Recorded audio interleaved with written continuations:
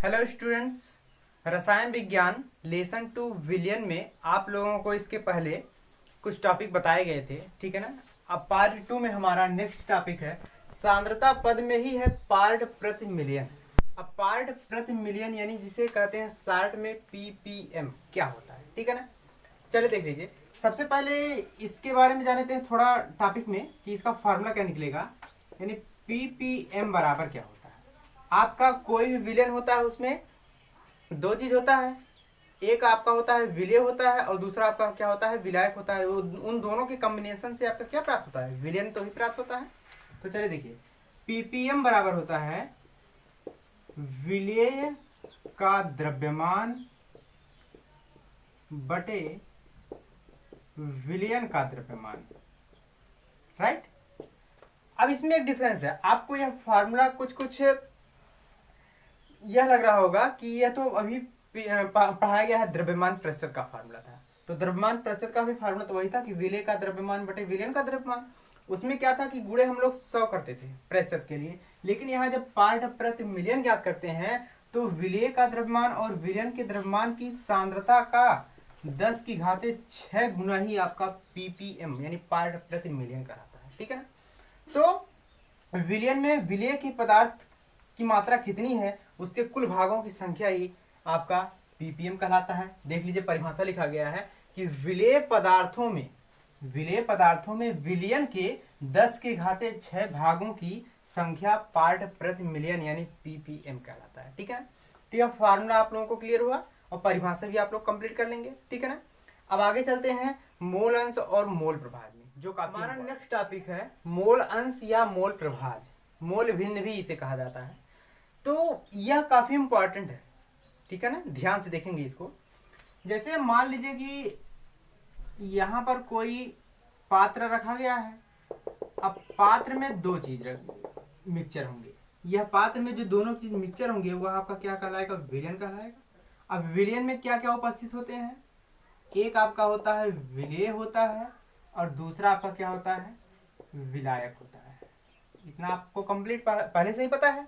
अब मान लेते हैं कि जो विलय है हमने विलय को डिनोट कर दिया ए से और विलायक को किससे डिनोट कर दिया, बी से। यानी मान लेते हैं कि कोई पात्र है, पात्र में विलय और विलायक मिक्सचर है, मिला हुआ है, जिससे आपका विलयन प्राप्त होता है। तो हमने मान लिया कि विलय को ए से और विलायक को बी से डिनोट करते हैं, ठीक है ना। इसके बाद हम लोग ये मान लेते हैं कि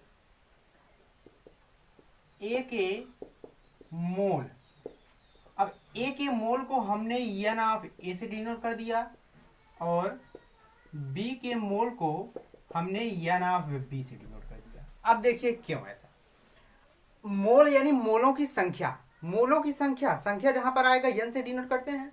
तो मोलों की संख्या को एन से, जब ए के मोलों की संख्या पूछा जाएगा तो एन ए से, और बी के मोलों की संख्या पूछा जाएगा तो किससे डिनोट करेंगे, हम लोग एन बी से डिनोट करेंगे। यहां तक कंप्लीट समझ में आया।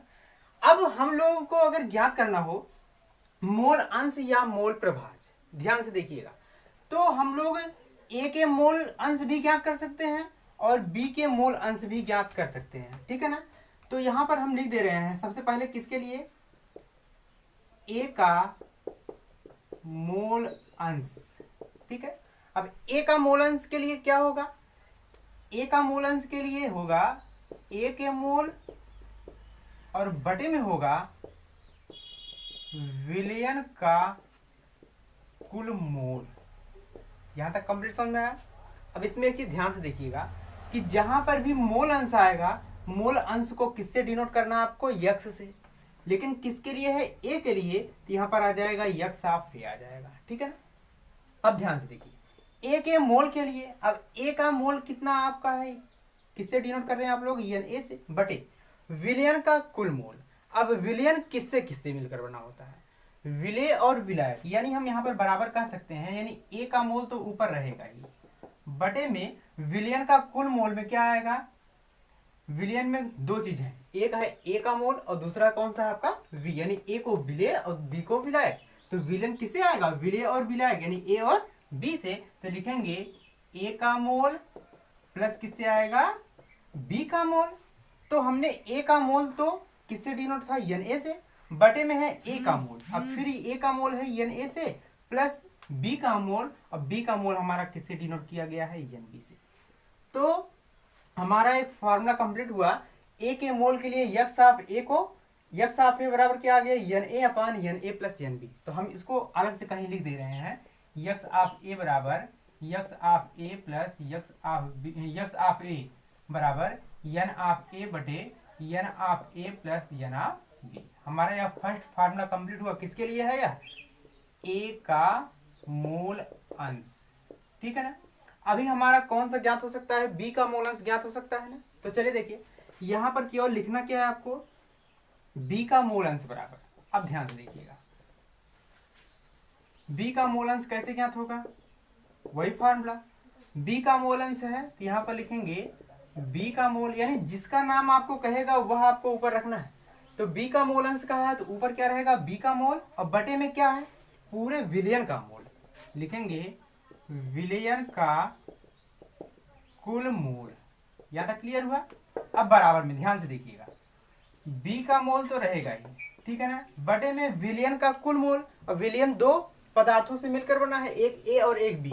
तो लिखेंगे ए का मोल प्लस किसके लिए रहेगा, बी का मोल, ठीक है। अब मोल अंश को किससे डिनोट किया जाता है, यक्स से।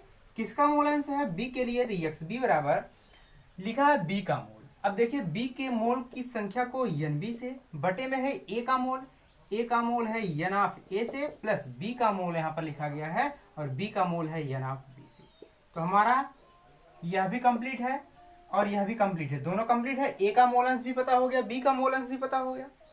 तो यहाँ पर लिख सकते हैं विलयन का कुल मोल अंश। अब विलयन का कुल मोल अंश, देखिए विलयन आपका दो पदार्थों से मिलकर बना है, कितने मोल अंश आए हैं, दो मोल अंश। एक आपका है यक्स ऑफ ए है, दूसरा है यक्स ऑफ बी, यानी यक्स ए प्लस यक्स बी से आपका विलयन का कुल मोल अंश पता होगा। तो दोनों की वैल्यू रख दीजिए। यक्स ए का मान आपके पास आया है एन ऑफ ए बटे N of A plus N of B, फिर बीच में प्लस यक्स बी है। अब यक्स बी की वैल्यू आपके पास यहाँ है एन ऑफ बी बटे N of A plus N of B. अब एक चीज ध्यान से देखेंगे कि दोनों का हर सेम है। जब दोनों का हर सेम है तो एलसीएम तो वही आएगा, n of A plus N of B, हर बराबर है तो वैसे ही लिख देंगे। अब ऊपर वाला वैसे उतर जाएगा, N of A plus N of B, और दोनों वैल्यू बराबर है, कैंसिल होकर बराबर में क्या आएगा, वन।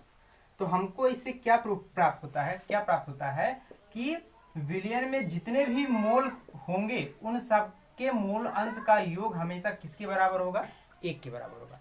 तो विलयन के मोल अंश का योग एक है, ठीक है। अब एक चीज इसमें और नोटिस करें, इसी प्रकार से आपका यदि मान लीजिए कोई विलयन है, विलयन में दो पदार्थ न लेके आप लोग तीन पदार्थ ले लिए, जैसे मान लीजिए ए हो गया, बी हो गया, एक अन्य पदार्थ आप लोग सी ले लीजिए, तो उसके लिए भी अगर कैलकुलेट करेंगे, सबके मोल अंश का योग ज्ञात करेंगे, x of A plus x of B plus x of C, तो उसके मोल अंश का योग भी आपको वन प्राप्त हो, ठीक है। तो यह फार्मूला आपको याद रखना है क्योंकि आगे इसका उपयोग होगा, ठीक है ना। आगे नेक्स्ट टॉपिक में हम लोग चलते हैं मोलरता और मोल